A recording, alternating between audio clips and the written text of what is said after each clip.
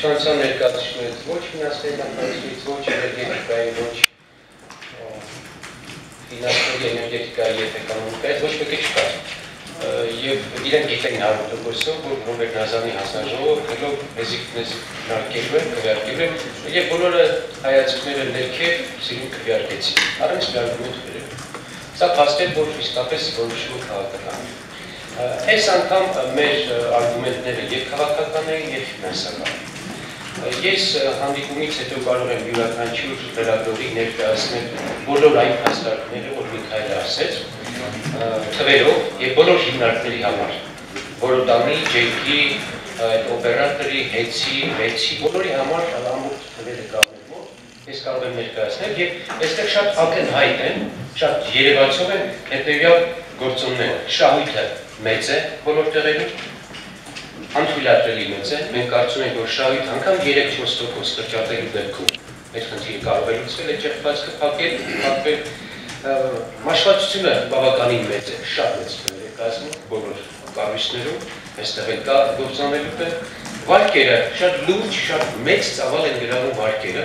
եւ յուրաքանչյուր նշածս հիմնարկ, ես այս թվերով կարող եմ ներկայացնել, ամեն տարի ասենք 400 միլիոն դրամից մինչև մի քանի միլիարդ դրամ վարկ են փակում։ Եվ այդ վարկերը բոլորը նստած են սակագնի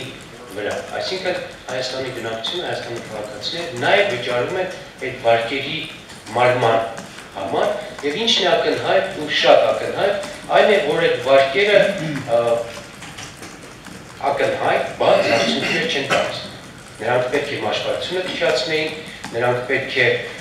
կորուստները քչացնեին, բայց շահութաբերությունը եւ այդ փոփոխությունները չկան, այսինքն լուրջ մեծ վարկեր վերցվում են, ծախսվում են կամ մսխվում են, արդյունքում նշածս էֆեկտները չեն երևում մաշվածության, կորուստների եւ շահութաբերության վրա։ Այստեղ լուրջ ռիսկեր կան, կոռուպցիոն ռիսկեր կան։ Ներդրումների մասին, ես ձեզ ասեմ միջանկյալ առումով, որ այն մեխանիզմները, ինչ որ մենք հայտնաբերում ենք հոսանքեր կապած, նույն մեխանիզմները գործել են գազի հետ կապած, բացառապես նույն մեխանիզմները, եւ սակագնի, եւ շահութաբերության, եւ մաշվածության, եւ վարկերի առումով, նույն մաֆիոզ համակարգերն են կիրառվում, նույն մաֆիոզ մեխանիզմներն են կիրառվում երկու տեղում, երկու սակագների վրա։ Աշխատավարձերի խնդիրը։ Աշխատավարձերը այստեղ կազմում մոտավորապես 16-17 միլիարդ դրամ, եւ ընդհանրապես, եթե այդ 7850 հոգին աշխատում են հեծում, եթե միայն 1/3-ով կամ աշխատավարձը կրճատվի, կամ աշխատողները կրճատվի, իսկ դրա տեղը կա, այս ամբողջ խնդիրը լուծվում է։ Հեծի ճեղքված կազմում է 6-7 միլիարդ դրամ։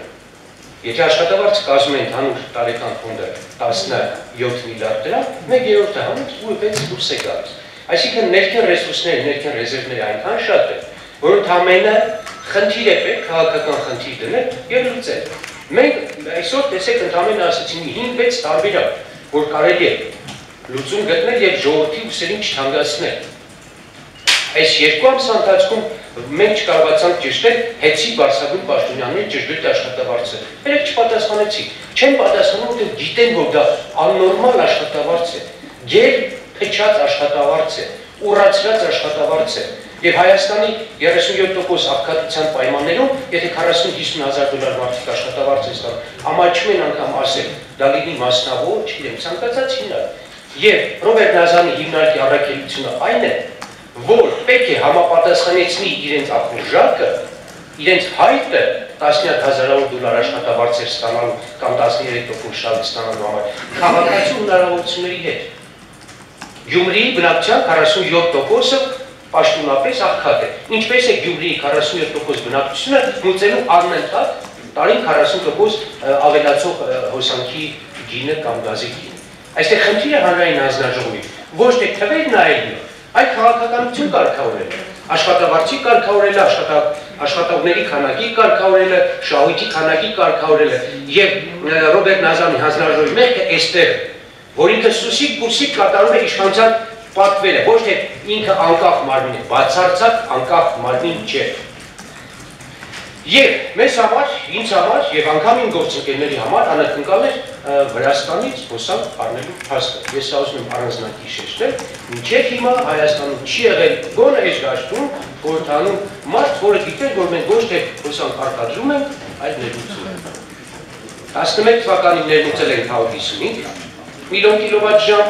12-ին 85 միլիոն կիլովատ-ժամ, անցած տարի 73 միլիոն կիլովատ-ժամ, այս վերջին օրերին օրական 3 միլիոն կիլովատ-ժամ օրվա ընթացքում մենք հոսանք ենք ստանում Վրաստանից։ Եվ այդ հյուսիսային ռեգիոնները նստած են Վրաստանից ստացվող հոսանքի վրա։ Իրենք ներկայացնում են, որ դա տրանզիտ է, Իրանը ներկայացնում է, դա իրենց ներկայացում է, որը հիմնական չէ։ Ամփոփեմ այսպես, հարցերով եթե կան։